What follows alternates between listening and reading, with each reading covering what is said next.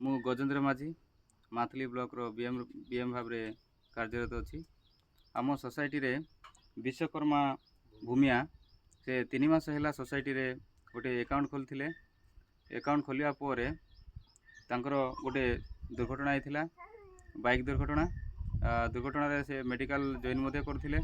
ତାପରେ ସେ ମେଡ଼ିକାଲ ସହାୟତା ପାଇଁ ବିଶ୍ୱକର୍ମା ବାବୁଙ୍କୁ 5,000 ଟଙ୍କା ପଇସା ଆଜି ଦିଆହେଲା।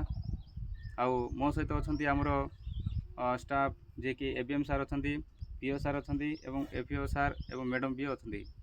ତା ସହିତ ଆମର ସାଲିମ ପଞ୍ଚାୟତର ସରପଞ୍ଚ ସାର୍ ମଧ୍ୟ ଅଛନ୍ତି ଏବଂ ୱାର୍ଡ଼ ମେମ୍ବର ସମସ୍ତେ ଉପସ୍ଥିତ ଅଛନ୍ତି। ବର୍ତ୍ତମାନ ମୁଁ ଆମର ସରପଞ୍ଚ ଆଜ୍ଞାଙ୍କୁ ଟିକେ ଏହା ବିଷୟରେ କିଛି କହିବା ପାଇଁ କହିବି।